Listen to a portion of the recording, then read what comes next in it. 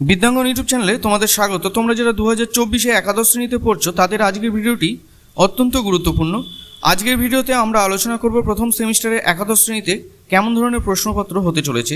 তোমরা যদি শুধু এমসিকিউ প্রশ্ন পড়ে যাও তাহলে কিন্তু তোমাদের একটি সমস্যায় পড়তে হবে। তাই তোমাদের যাতে এই সমস্যা না পড়তে হয় সেই কথা মাথায় রেখেই তোমাদের সামনে প্রস্তুত করতে চলেছি বাংলার একটি নমুনা প্রশ্নপত্র।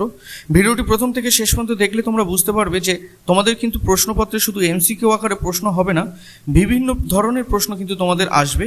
সব মান একেরই হবে, কিন্তু কেমন ধরনের প্রশ্ন তোমাদের হতে পারে এই ভিডিওর মাধ্যমে সেটি আমি তোমাদের সামনে তুলে ধরেছি। তোমরা ভিডিওটি প্রথম থেকে শেষ পর্যন্ত দেখতে থাকো।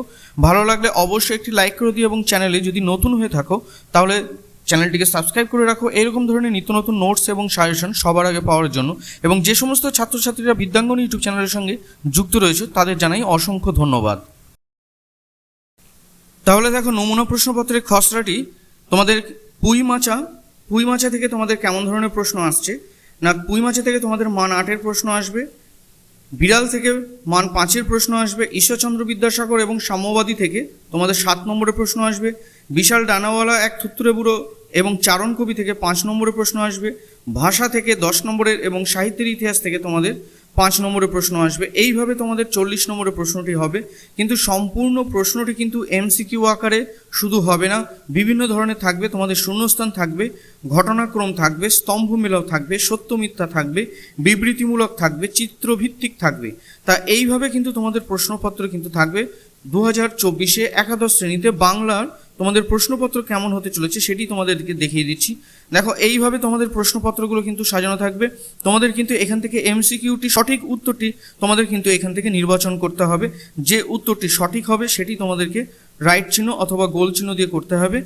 তারপরে দেখো, তোমাদের এইভাবে স্তম্ভ মেলাও থাকবে।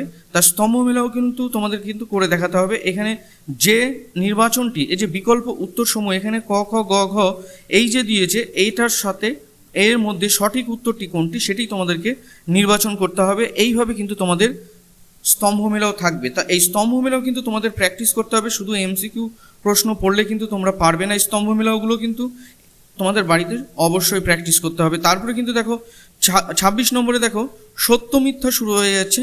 তোমাদের কিন্তু সত্য মিথ্যা তোমাদের কিন্তু আসবে।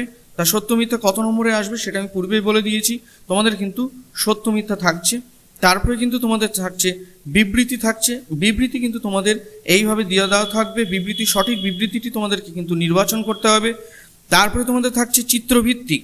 তাই এই চিত্রভিত্তিক উত্তরটি, সঠিক উত্তরটি কোনটি সেটি তোমাদেরকে নির্বাচন করতে হবে। যেমন চারণ কবিতায় অনুবাদকের সঠিক আলোকচিত্রটি চিহ্নিত করে দেখো। এখানে চারণ কবিতাটি, ভারভারা রয়ের লেখা চারণ কবিতাটি কে অনুবাদ করেছিল এবং তার সঠিক চিত্র কোনটি সেটা এখান থেকে নির্বাচন করতে হবে। দিন যে দিনের বন্ধু, দিনের বন্ধু বলতে কোন আলোকচিত্রটিকে চিহ্নিত করবে, কাকে বলা হয়েছে দিনের বন্ধু, তার এখানে চিত্রটি তোমাদেরকে চিহ্নিত করতে হবে। এইভাবে কিন্তু তোমাদের প্রশ্ন আসবে। শুধু কিন্তু এমসিকিউ আকারে তোমাদের কিন্তু প্রশ্ন আসবে না। তাই তোমরা এই ভিডিওটি দেখে ঠিক এইভাবে বাংলা প্রশ্নপত্রটিকে তোমরা প্র্যাকটিস করে যাও। এইভাবেই কিন্তু তোমাদের পরীক্ষায় কিন্তু আসবে। ভিডিওটি ভালো লাগলে অবশ্যই লাইক করে দিও এবং চ্যানেলে নতুন হয়ে থাকলে চ্যানেলটিকে সাবস্ক্রাইব করে রেখো এরকম ধরনের নিত্য নতুন নোটস এবং সাজেশন এবং পড়াশোনার ব্যাপারে যাবতীয় টিপস পাওয়ার জন্য। তাহলে প্রত্যেকে ভালো থেকো। পরবর্তী ভিডিওতে আবার তোমাদের সাথে দেখা হচ্ছে।